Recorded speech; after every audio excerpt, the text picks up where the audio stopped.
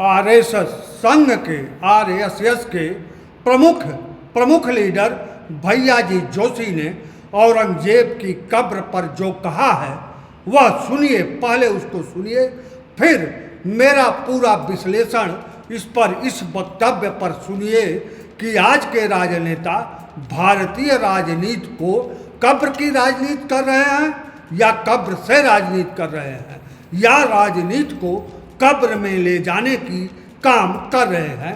फिलहाल भैयाजी जोशी को सुनिए, उसके बाद पूरा विश्लेषण सुनिए। देखिए, औरंगजेब का अनावश्यक विषय उठाया गया है। एक है, अब उसकी मृत्यु यहाँ हुई तो कब्र यहाँ बनी हुई है, कोई श्रद्धा है वो जाएंगे।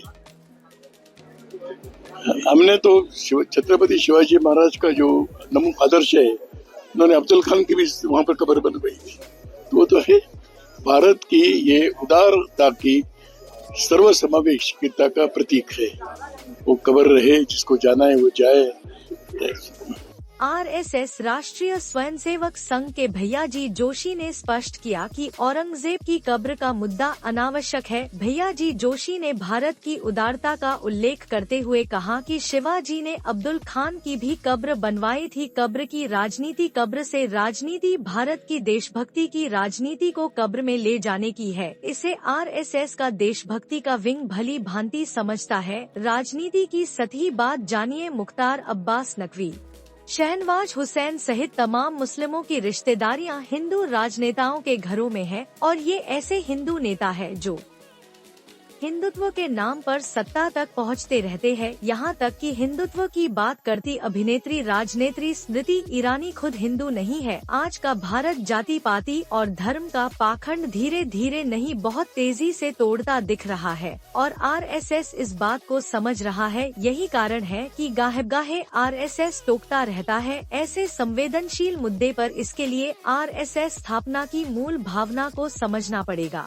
राष्ट्रीय स्वयंसेवक संघ के संस्थापक केशव बलिराम हेडगेवार जी का जन्म सन 1889 में हुआ और वह सन 1940 तक रहे। जहां यह उल्लेखनीय है कि केशव बलिराम हेडगेवार जो बचपन से ही गुलामी के घोर विरोधी थे, बचपन में ही अंग्रेज इंस्पेक्टर के सामने वंदे मातरम का उद्घोष किया और बचपन में ही अंग्रेजी प्रतीक चिन्ह को उखाड़ने के लिए अपने मित्रों संग सुरंग खोदना शुरू किया। यह अलग बात है कि इसमें उन्हें सफलता नहीं मिली और हेडगेवार कांग्रेस के स्वतंत्रता आंदोलन से जुड़े रहे, जेल भी गए, महात्मा गांधी के नमक आंदोलन में भी शामिल रहे। बाद में कांग्रेस से अलग 17 लोगों को साथ लेकर आरएसएस यानी राष्ट्रीय स्वयंसेवक संघ का स्थापना किया। यही वह यक्ष प्रश्न है कि हेडगेवार जी ने आरएसएस यानी राष्ट्रीय स्वयंसेवक संघ का स्थापना क्यों किया? तो जवाब है, हेडगेवार जी ने चिंतन किया कि प्राचीन भारत के लोग साहसी वीर पराक्रमी होने के बावजूद आखिर क्यों हजारों साल मुगलों के गुलाम रहे और बाद में अब अंग्रेजों के गुलाम है। तब हेडगेवार जी का जवाब अंतःकरण से जो आया वह था भारतीय समाज में एकता की कमी ही भारत को गुलाम बना रही है और इसी एकता के लिए राष्ट्रीय स्वयंसेवक संघ का निर्माण किया, जो सन 1951 से पहले आरएसएस हिंदुत्व फिर उग्र हिंदुत्व की तरफ मुड़ता चला गया और अपारदर्शिता के चलते तमाम विवादों से जुड़ता रहा। हेडगेवार जी की सोच थी कि भारत के प्रत्येक जन में संस्कृति संस्कार की लौ के साथ देशभक्ति का जब्बा जगाकर एकता की नींव रखी जाए, जिसे कालांतर में हिंदुत्व पर केंद्रित कर दिया गया नहीं बल्कि हो गया। भैयाजी जोशी जी का पूरा भाषण और पूरा वक्तव्य सुन लिया आपने और हमारा विश्लेषण भी सुन लिया। एक बार पुनः भैयाजी जोशी को फिर सुनिए। देखिए, औरंगजेब का अनावश्यक विषय उठाया गया है।